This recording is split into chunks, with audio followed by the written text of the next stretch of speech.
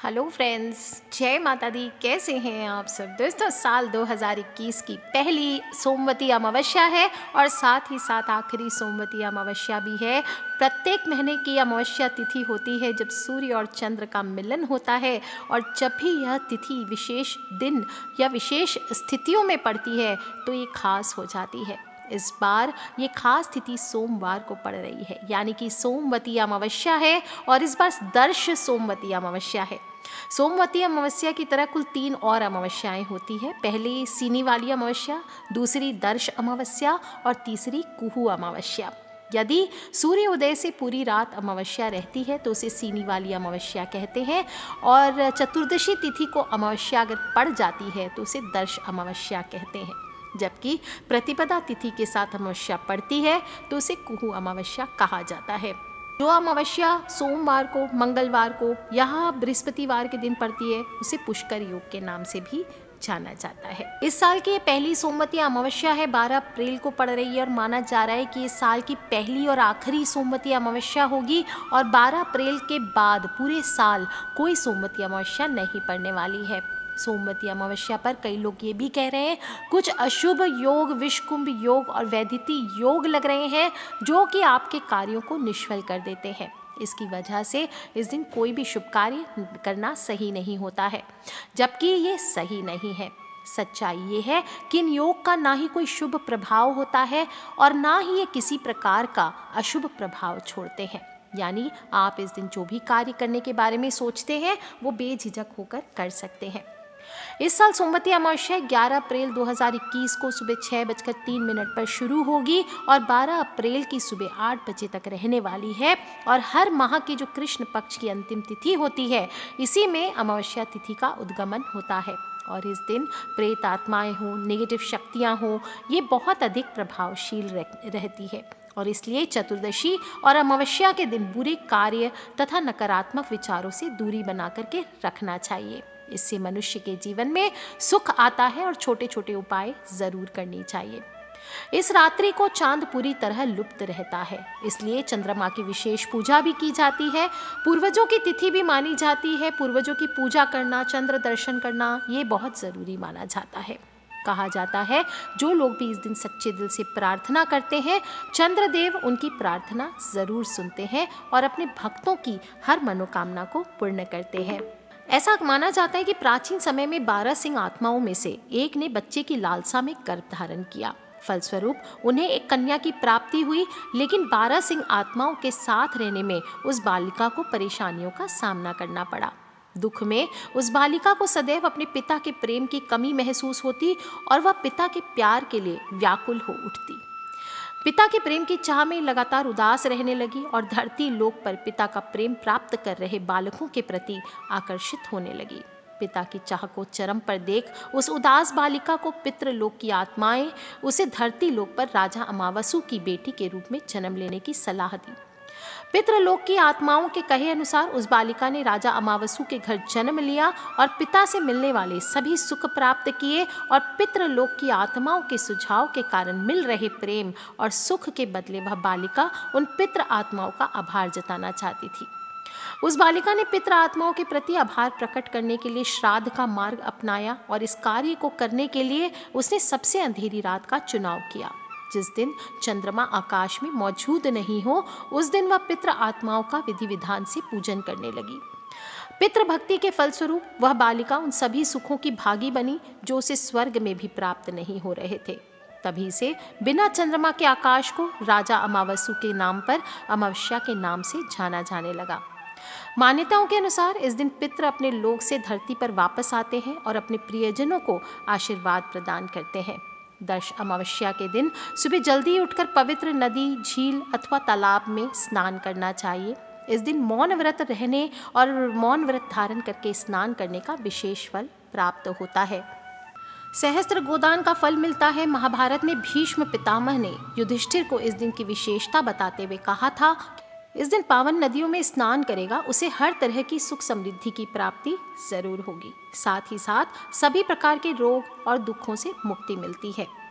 इस दिन सुबह जल्दी उठ कर के स्नान करना चाहिए। संभव हो तो इस दिन पवित्र नदियों में स्नान करें। मौन रहने के साथ ही स्नान और दान करने से 1000 गायों के दान करने के समान फल मिलता है। इस बार की सोमवती अमावस्या को कुंभ में दूसरा शाही स्नान भी है और सोमवती अमावस्या पर गंगा में स्नान करने का विशेष महत्व माना जाता है। मगर इस बार बढ़ते कोरोना के कारण किसी पवित्र नदी में स्नान कर पाना संभव नहीं होगा। इसलिए घर पर ही सूर्योदय से पहले स्नान के जल में गंगा जल, काले तिल मिला करके आपको नहाना चाहिए। कोई भी व्यक्ति धार्मिक कार्य या फिर दान पुण्य करता है इस दिन, उससे आपके जीवन के कष्ट जरूर दूर होंगे। इस दिन स्नान करने के बाद भगवान सूर्य को, पितृदेव को, तुलसी माँ को, सभी को अर्घ्य देना चाहिए। तुलसी में पान, फूल, हल्दी की गांठ, धान चढ़ाएं, तुलसी की 108 परिक्रमा करें, इससे दरिद्रता का नाश होता है। इसके बाद भोलेनाथ को भी जल चढ़ाना चाहिए। भगवान शिव की आराधना कर उन्हें भोग लगाएं और शिव के साथ साथ माता पार्वती की भी आरती करें। इस दिन आप दिन भर ओम नमः शिवाय का भी जप कर सकते हैं। श्राद्ध की अमावस्या होती है, इसलिए सुबह सुबह स्नान करके पितृ को जल दें, उनके निमित्त तर्पण करें, स्नान आदि कर सकते हैं, दान कर सकते हैं। श्राद्ध की अमावस्या कहलाती है और कहा जाता है कि इस दिन पूर्वज धरती पर आते हैं, अपने परिजनों को आशीर्वाद देते हैं और पितृ दोष से मुक्ति के लिए पितृ तर्पण, स्नान दान आदि करना चाहिए। अगर आपके भी जीवन में पितृ दोष है, कैसे जानेंगे? संतान न होना, धन हानि होना, गृह कलेश होना, दरिद्रता, मुकदमा, कन्या का विवाह न होना, घर में हर समय बीमारी का वास होना, नुकसान पर नुकसान होना, धोखा मिलना, दुर्घटनाएं और शुभ कार्यों में विघ्न आदि परिणाम देखने को मिलते हैं। इसलिए इस दिन पितृ के निमित्त तिल का दान, पिंड का दान, तर्पण आदि का विशेष महत्व आता है। अपने पुरखों की शांति, उनके मोक्ष के लिए ज़रूरतमंद लोगों को चीज़ें दान करें। और एक छोटा सा उपाय भी कर सकते हैं। काल सर्प दोष हो, पितृ दोष हो तो सर्प सर्पनी का जोड़ा लेकर के चावल, काले तिल, सफ़ेद वस्त्र, 11 सुपारी, दूध, जल और एक माला, ये दक्षिण की ओर मुख करके बैठ जाइए। सफ़ेद कपड़े पर सभी सामग्री रख दीजिए और 108 बार माला से जप करें।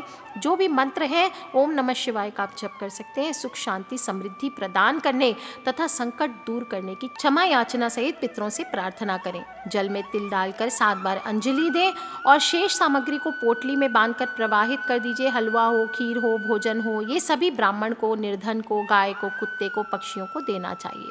कुछ ना कर सके तो दक्षिण मुखी होकर 1 लोटा जल कम से कम देना चाहिए। ओम सर्वेभ्यो पितृभ्यो नमो नमः ये बोलते हुए जल अर्पित करें। नहीं तो सिर्फ काले तिल उसमें थोड़ा सा डालना चाहिए। और जिनके पास भी समय का अभाव है, धन का अभाव है, वे आकाश की ओर मुख करके दोनों हाथों द्वारा आवाहन करके पितृगणों को नमस्कार करें। इस दिन उपवास का भी महत्व होता है, तो आप चाहें तो उपवास भी कर सकते हैं। और अगली तिथि को चंद्रमा के दर्शन के साथ उपवास खोला जाता है। जब सूर्य अस्त हो जाए तब चंद्रदेव का 10 उपचार पूजन करें। इससे आपके जीवन की मुसीबतें कम होती है, आध्यात्मिक संवेदनशीलता का जन्म होता है। चंद्रदेव को सबसे महत्वपूर्ण नवग्रह माना जाता है और हमारी भावनाओं के स्वामी, पौधे, पशु, जीवन के पोषण के रूप में जाने जाते हैं। और जो भी मनुष्य इस दिन चंद्रदेव की पूजा करता है उसके जीवन में सौभाग्य और समृद्धि की प्राप्ति होती है, ज्ञान की प्राप्ति होती है, पवित्रता की प्राप्ति होती है, नेक इरादों की प्राप्ति होती है। और कहा गया है चंद्रदेव को भावनाओं और दिव्य अनुग्रह का स्वामी भी कहा गया है। अंधेरे में चमकते रहने की शिक्षा देते हैं, इसलिए इस दिन घी के दीपक और कर्पूर से उनको धूप करें। सफ़ेद फूल चढ़ा सकते हैं, चंदन, अक्षत, इत्र, ये सभी चीज़ें चंद्रदेव को अर्पित करनी चाहिए। कुछ ना कर सके तो 1 लोटा जल, उसमें थोड़ा सा कच्चा दूध मिला करके आपको अर्पित करना चाहिए। पूजा करने के बाद खीर का भोग लगाएं और परिवार सहित इसका प्रसाद लें और वहीं बैठकर 108 बार ओम एम क्लीम सोमाय नमः इस मंत्र का जप करना चाहिए। चंद्रदेव का जो भोग है विशेष रूप से थोड़ा सा किसी स्त्री को ज़रूर भेंट करना चाहिए, चाहे आपके फैमिली में माँ हो, बहन हो, बेटी हो, वाइफ हो। इसके बाद ही आप अगर उपवास कर रहे हैं तो आपको खोलना चाहिए। इस दिन जो विवाहित स्त्रियां हैं उनको पीपल के वृक्ष की दूध, जल, पुष्प, अक्षत, चंदन इनसे भी पूजा करनी चाहिए और वृक्ष के चारों तरफ 108 बार धागा लपेटकर परिक्रमा करने का विधान होता है।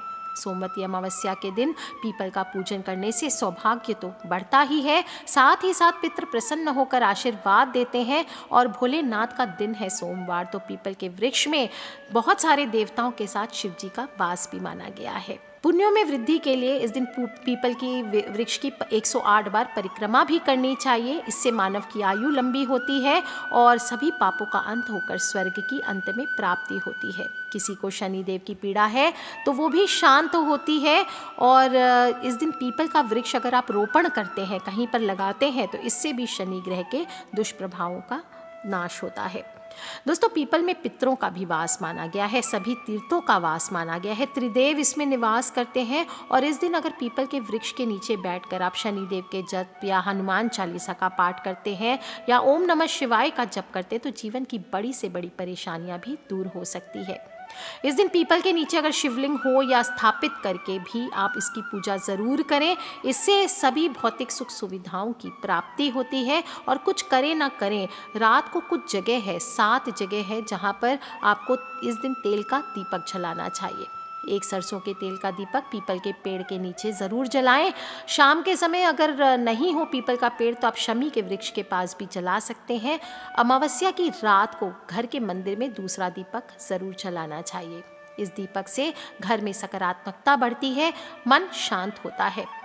अमावस्या का योग है और सूर्यास्त के बाद घर के आंगन में तुलसी के पास भी आपको तीसरा दीपक जलाना चाहिए। ध्यान रखें, शाम के समय तुलसी को स्पर्श न कराएं और ना ही जल चढ़ाएं। चौथी जगह घर के मुख्य द्वार पर दोनों ओर दीपक जलाने चाहिए। ऐसा करने से वातावरण की नकारात्मक ऊर्जा जो होती है वो घर में प्रवेश नहीं करती है। 5वां दीपक घर के आसपास सकारात्मकता को बढ़ाने के लिए छत पर या बालकनी में आपको दीपक जलाना चाहिए। इससे आपका घर ही नहीं बल्कि जीवन के अंधकार भी दूर होते हैं। 6वां दीपक किचन में जलाना चाहिए। रात को सोने के पहले किचन की पहले सफाई कर ले, गैस आदि पोंछ ले। जूठन में आपको दीपक नहीं जलाना चाहिए। ऐसा करने से अन्नपूर्णा माँ का भंडार सदा आपके घर पे बना रहता है। और इसके अलावा अमावस्या की रात है तो घर के कोई चौराहा हो पास में, वहाँ पर या कोई मंदिर हो, वहाँ पर भी एक दीपक आपको ज़रूर जलाना चाहिए। दोस्तों, भाग्य प्रबल करने के लिए इस दिन आप बहती नदी में अगर दीपक जलाकर पानी में बहाते हैं तो कहा जाता है इससे भी भाग्य प्रबल होता है। और कुछ ना कर सके तो इस रात्रि को काले कुत्ते को तेल लगी रोटी खिलाइए, इससे भी आपके दुश्मन शांत होते हैं। कुछ काम है नहीं करने चाहिए क्योंकि तांत्रिक सिद्धियों की रात्रि होती है। शमशान आदि जगहों पर कोई उपाय ना करना हो तो आपको नहीं जाना चाहिए। इससे नकारात्मक शक्तियाँ सक्रिय होती है। और आज की रात पति पत्नी को ब्रह्मचर्य करते हुए माता लक्ष्मी के मंत्रों का जप करते हुए रात्रि बिताना चाहिए, क्योंकि इसके बाद जो संतान अगर जन्म लेती है तो वो दुर्भाग्यशाली होती है और उन्हें जीवन में कभी भी सुख प्राप्त नहीं होता। इस दिन घर में कलेश नहीं करना चाहिए, क्योंकि एक ओर हम माता लक्ष्मी का आवाहन करते हैं, एक ओर हम पितृ का आवाहन करते हैं, दूसरी ओर हम कलेश करते हैं तो उन्हें दुख होता है। देवी देवता हमारे घर से रूठकर चले जाते हैं और आशीर्वाद दिए बिना ही लौट जाते हैं। पितृ की तिथि है तो कोई भी आप चीज़ का दान इस दिन ज़रूर करें, किसी की चुगली बुराई आदि ना करें और दान आप ज़रूर करें। और श्राद्ध वाले व्यक्ति को तिल का तेल, लाल रंग का साग और कांसे के पात्र में भोजन नहीं देना चाहिए। दोस्तों, मानव जीवन में आ रही अड़चनों का समाधान मिलता है, परेशानियों से मुक्त भौतिक जीवन, सुखमय जीवन प्राप्त होता है। इस दिन आपके मन को शीतलता मिलती है, शांति मिलती है। और प्रतीकात्मक शब्दों में बात करें तो अमावस्या की रात्रि आपके अंधेरे से लेकर सर्वोच्च आत्मा के क्रमिक अनुभूति तक हमें तमसो माँ ज्योतिर्मय का संदेश देती है। तो कर लीजिए उपाय दोस्तों और एक दीपक जला करके अपने घर के इस अंधकार को ज़रूर दूर करें। साल की पहली और आखिरी सोमवती अमावस्या है, इन सभी जगहों पर दीपक जलाना ना भूलें। ज़रूरी नहीं है कि सारे दीपक जलाएं, एक भी जलाएं, 2 भी जलाएं तो बहुत अच्छा है। और हो सके तो तेल का दीपक जलाइए, ये सर्वश्रेष्ठ होता है। तो कर लीजिए उपाय दोस्तों, खिलखिलाते रहे, मुस्कुराते रहे। अपने फ्रेंड्स, फैमिली, मम्मी पापा, भाई बहन, बच्चे सभी लोगों से इसे शेयर ज़रूर करें, क्योंकि हमें नहीं पता कौन सा उपाय कब किस जीवन के अंधकार को दूर कर उसके जीवन में रोशनी की बहार लाए। कर लीजिए उपाय दोस्तों, खिलखिलाते रहे, मुस्कुराते रहे। सब्सक्राइब करके रखें ताकि आने वाले वीडियो से आप और मैं कनेक्टेड रहें। आप सभी के पितृ प्रसन्न हो, इसी कामना के साथ आज के लिए इतना ही। Take care friends, love you all. जय माता दी, बम बम भोलेनाथ।